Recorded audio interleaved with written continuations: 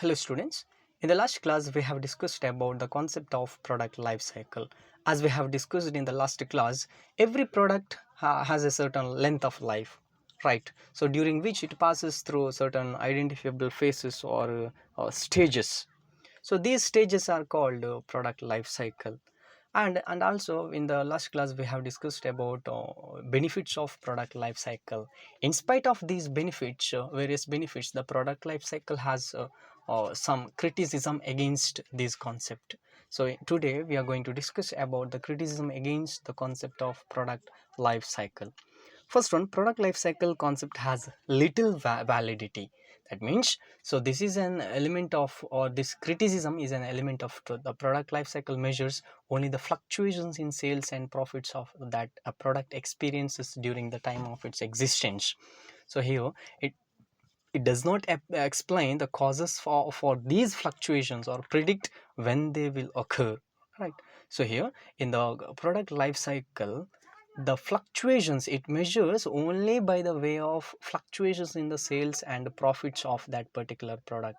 It does not explain what is the cause for these fluctuations, or they cannot predict when they will occur, right? So moreover, according to this concept, it is assumed that all products will decline eventually after maturity stage. But in the case of many products like basic food items, medicines, etc., so this decline does not occur for many years for these goods, right?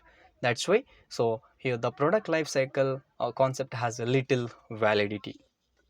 The next one, life cycle concept is a wastage of time, money and energy. Some authorities, they argue that different products have different life cycle, and life cycle changes from time to time depending upon different factors.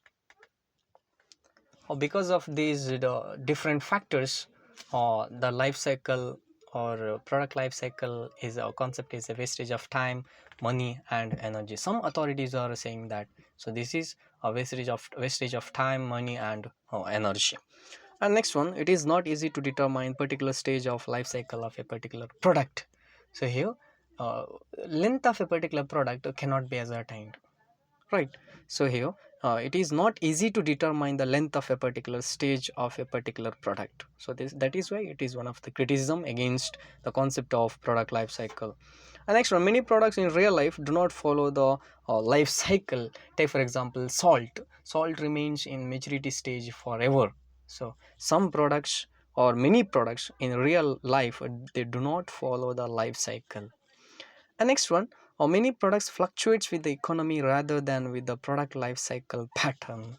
So here, take for example, production and sale of steel or cement or coal or other such products, they fluctuates with the economic conditions such as trade cycles and etc.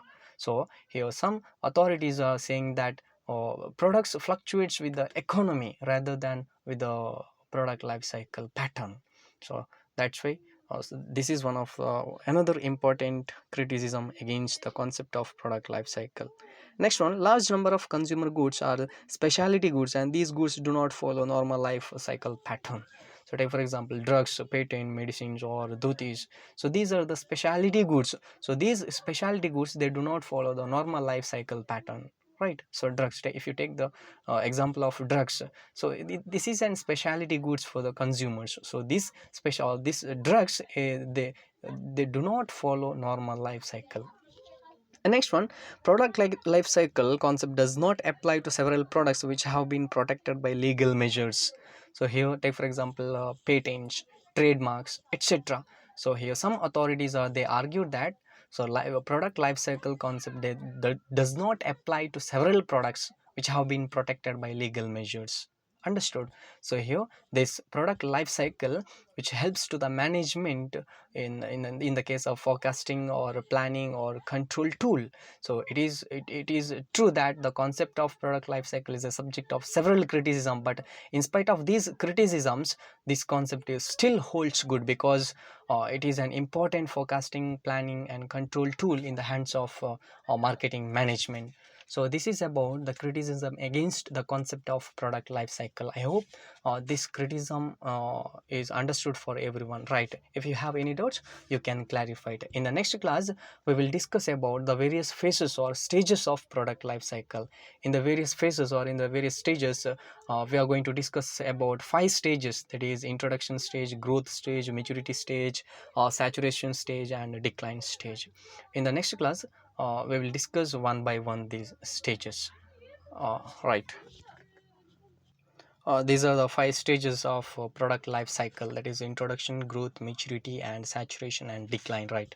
So here these are the various identifiable phases or stages through which a product passes are collectively called life cycle of a product, or the product life cycle, right? So the life cycle of a product refers to the various stages of a product goes through, some from its introduction through its growth, maturity, and saturation, and eventually after that it declines, right?